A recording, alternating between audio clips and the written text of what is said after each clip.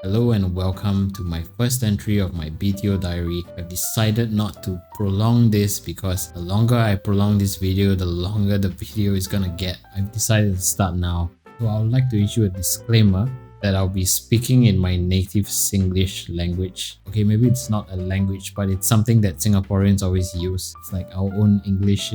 We call it Singlish, Singapore English. I'm going to use a lot of it, and there's going to be languages inside it like Hokkien, like Malay, maybe Teochew. I'm not sure how many languages are there, but basically it's English with a mix of words from different races in Singapore. So it's our very unique sort of English, which we call Singlish. And because of this, there may be some profanities. So I would like to let you know that please do not continue watching this video if, of course, you have kids around you right now. So thank you.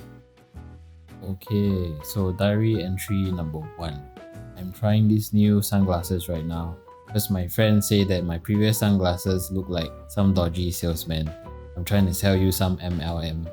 But I think this shade might be even worse than before. Okay, but enough about my shades. So in context of this diary entry, today is the 25th of July 2021. I'm gonna switch my screen over here.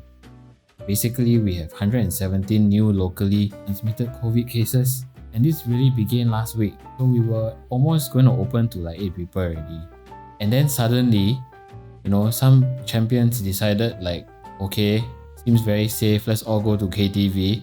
And then boom, the number shot up like from 0 to like 100 plus, and then it kept going up and up and up. I think maybe it crossed the 200 mark or something already on certain days. So yeah, almost, right? Yeah, I mean in community cases, yeah, I think the highest was like 182. So you see, right, we were so close to opening. And then this KTV thing happened, and then it linked to some Jurong fishery port or something. And then now hopefully, it's going down lah, but But I gotta say, right, wow, today Malaysia one even worse. Malaysia is 17k new record.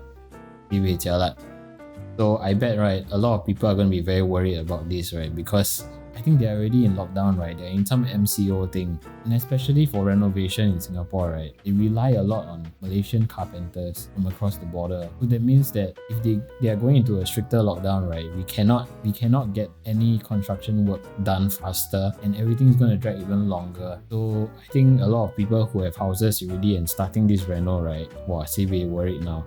Yeah, but what to do, right? I mean, this is the new normal. But anyway, enough about the bad news. Actually, there's more bad news, but never mind, I won't say right now. I mean, I'm just gonna explain briefly who are we. So basically, I'm Singaporean, of course, you can hear, right? And my partner is actually a foreigner. So she's very heng lah, she got a PR lah. So we managed to get a BTO, which is even more heng. Okay, because I got friends who BTO like 7 times cannot get yet. So I mean, we damn heng already, okay? Got PR, got BTO, okay. Very lucky already. So anyway, we started our BTO journey 4 years ago in 2017. Where we balloted for our flat, and we were very lucky. So the BTO project that we BTO'd for is about 900 flats in that estate, and our number was like 799, something like this, or 700 out of 900 lah. So we thought actually, wow, it's already. So basically, once you ballot and if you tio, right, they will give you a number.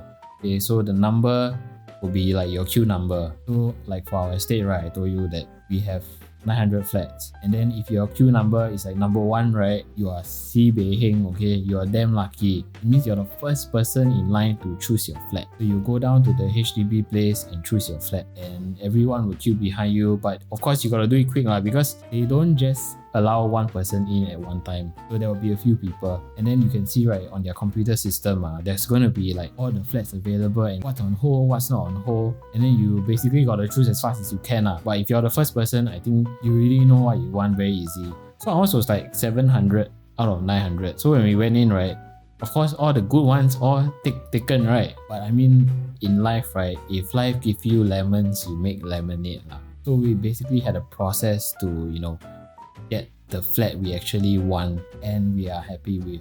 So that's very important. So when you get your queue number, if your queue number is within range, you confirm can get a flat. You just better pray that the flat that's left is not facing the rubbish bin lah. I mean, nothing wrong with that lah. But I mean, when the garbage truck come, right, the smell is very bad. Okay, trust me, I live in a previous house that is very near the rubbish bin. Every time the truck come, right, wah, jialat. So that's that about the balloting system. So okay, enough of this CNA screen. I'm just gonna show you a very old plan of our HDB house lah. Okay, so this was completely modeled in Blender, 4-room BTO. You know, they say there's a saying that you know, the houses nowadays are getting smaller and smaller. Actually, it's not really true, but in a way it's true. I also have friends who have BTOs, right? And we started comparing our 4-room flat layouts, and we started noticing that each year they are updating the layout, and we don't know why. Maybe people feedback, right? So like in certain BTOs older than this, some living rooms are smaller, some, you know, common rooms are smaller, and then you can see over the years, right, they're like shifting the spaces but still keeping to the 93 square meters for 4-room BTOs. It happened that when it comes to my project, right, my project has this really small kitchen, and this was a huge headache for us, okay, because we were trying to fit a fridge inside, and it's freaking hard to fit in the fridge because we wanted this big fridge. Yeah, I know we can go for a smaller fridge, right, but either way, right, I show you, okay, you take a look at this, and it's damn small to put a fridge, okay. So I modeled everything in 3D, even the beams. Okay, because currently we are staying at my parents' BTO, so I know basically where are the beams lah. I can aga, right. So I'm just gonna delete this right now. So as you can see, this is the kitchen. Of course, this is not the final layout, but just for example, right, once you put in a fridge here, like, okay, you can put anywhere lah, okay. We just rotate this. Okay, so you just put this anywhere, okay. You see how much countertop space you lose immediately.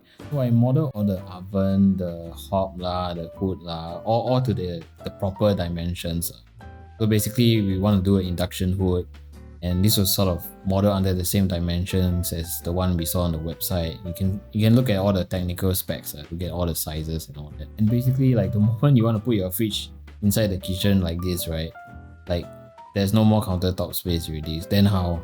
Right, because your tap, right, your sink here, lan have to go here because there's this water thing, right? So how? So you either put it outside here, right, which a lot of people do, we saw in like Canvas and all that, or you put it in this area, which is the service yard.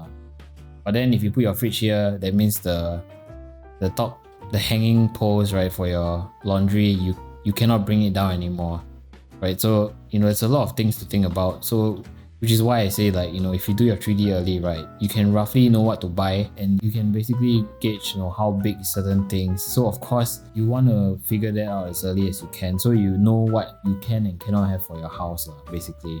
So if you're looking for an ID, right, I mean, your ID is also going to do this and trying to figure out where to put things. I mean, they are also limited to the size of your house. So I mean, they have training, ID training, they might figure out something better for you, but also you should, you know, have an idea of what's possible and not, you know, because this space constraint is really your house space constraint, right? So the ID cannot just figure out how to put that giant fridge somewhere that, you know, there's no space to put, that kind of stuff. So the 3D is going to help a lot, seriously a lot. Then for me, like, I really wanted a 75-inch TV because I just want a 75-inch TV lah, okay. But I wanted to see whether it can fit on the wall, because like we have this wall here, like a lot of foreign BTOs have this wall here where a lot of people put their TV or their sofa, but it just happens that for our house, right, this wall is freaking short, man. Okay, so it's like about 2 meters. I mean, this freaking wall is 2 meters, so it's like you can't have a couch bigger than 2 meters if you're gonna put the TV opposite, because otherwise it will jut out and stuff like that. And then if you have the TV here, if you have a big couch, you know, then people are going to watch it from a weird angle if they sit here, that kind of stuff. It's a very weird length for a wall, I would say. So another thing I would like to mention also, it's you know, adding colors to your kitchen or your or to your living room, stuff like that. And it will really help you figure out whether the color will work. So actually we made everything very dark color at first, and then we realized later, once we had the rendering for ourselves, that we realized that, oh my tian, the dark kitchen really makes everything look smaller. So that's why we went 180 to like everything lighter colors, which of course you won't see here lah. But definitely the 3D helped us decide very early on, like, what's the direction we're gonna go for the look. So anyway, this table here, actually a really cool table that we found at Gray and Sanders. It's just a rough idea of how this looks like. So this table is actually this very nice call it some river table or something like that. So in the middle of the table, right, they have this like epoxy resin, something like this. I'm not sure what they call it, but it is this river that flows through the wooden slab tables that they make. So we at first thought that wow, this table very nice, can put in the house. And then I did the measurement, and then it's like, oh my goodness, if we're gonna put a table here, and if we're gonna have an island table, like the whole house is gonna look super cluttered. So how? Should we even get a table? Should we even do the island table? So all these decisions will start to make sense once you have this 3D model up and running. So you can definitely plan early, and you can tell the ID what works for you, what doesn't work for you. And if you don't have an ID, of course, this will be perfect for your contractor, right? Because you can directly tell them where your sofa is gonna be, so where your plug's gonna be, that kind of stuff. So for people who are not looking for IDs, a 3D model is definitely going to help you a lot. So yeah, this is the end of my diary entry number 1, and what you're looking at is definitely not final. This is definitely not what my house is going to look like. But it's just an example, everything you see here is almost free, but I'm going to teach you how to do the free ones in my other tutorial videos. So I'm going to teach you how to get to at least this level of detail, right? So you can roughly plan your house. And I hope that knowledge passed on will really help you with your own BTO journey. And yeah, I'm going to sign off right now before you vomit at this piece of